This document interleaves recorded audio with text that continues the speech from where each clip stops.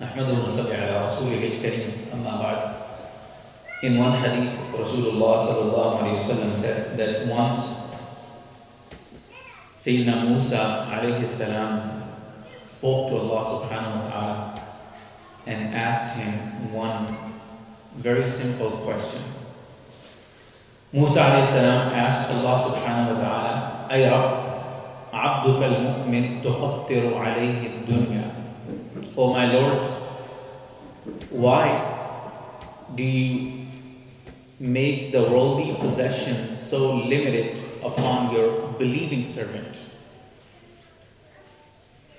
So Allah subhanahu wa ta'ala opened a door into heaven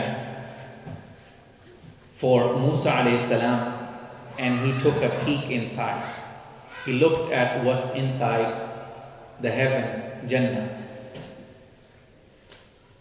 And after looking at that, Allah subhanahu wa ta'ala said to Musa alayhi salam that this is what I have prepared for my believing servants, this Jannah.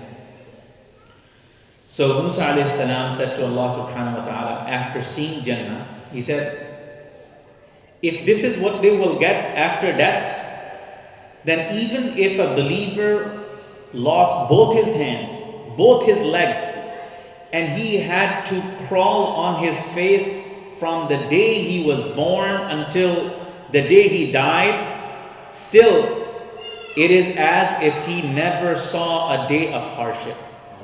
Because he's getting Jannah at the end, which is permanent, never ending. And then he asked Allah subhanahu wa ta'ala, Ay Rabb, abduka al-kafir tuwassi' alayhi dunya. Oh Allah, what about the reality that often a disbeliever has more money, more wealth, more treasures in this world than the believer?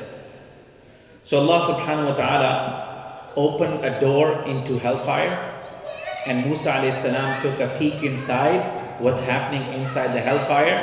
And then Allah said to him that this is what I have prepared for the disbelievers. So then Musa alayhi salam said, even if a disbeliever had possession of the entire world and all that is in it, but if his ultimate resting place is this hell, then it is as if he never saw good in his entire life. And that is the reality that Allah subhanahu wa ta'ala wanted Musa alayhi salam to see himself. No matter how hard things get in this life, we know that this life is temporary. Whether it is 10 years, 15 years, 20 years, or whatever it is temporary. We look at the condition of our brothers and sisters in Syria, in Turkey.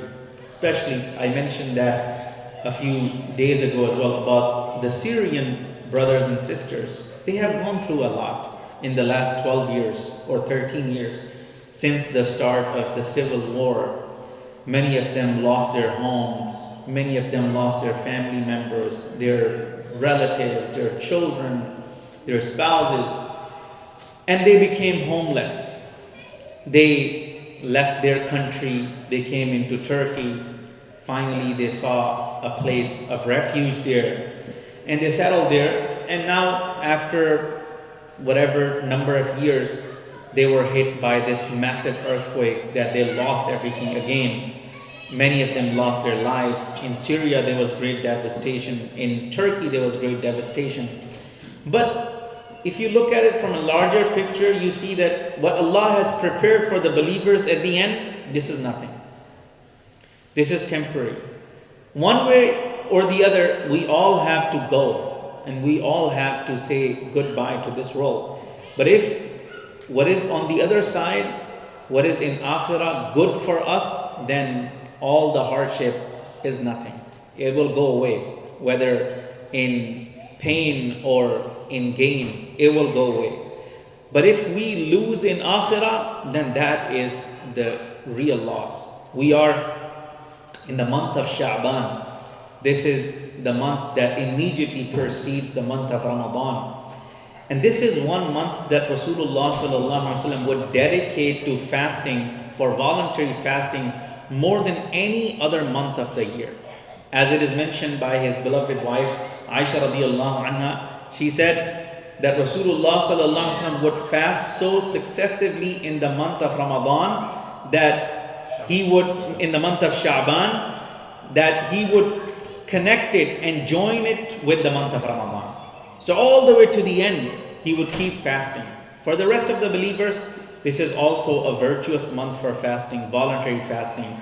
So we should try to benefit from that opportunity of time. And alhamdulillah, the days are still relatively short and the weather is very hospitable for us. It's still very cold. So it's easy to fast in this time of the year. So we should take advantage of this however much we can.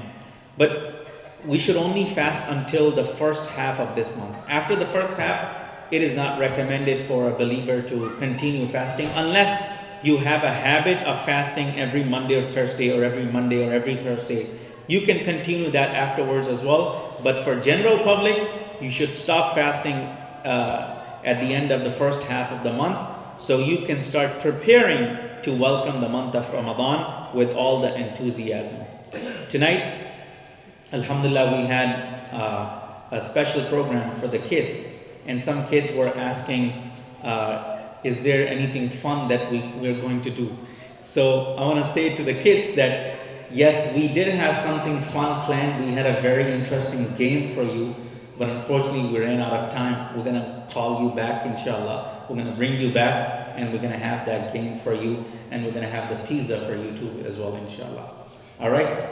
Inshallah. Jazakallah.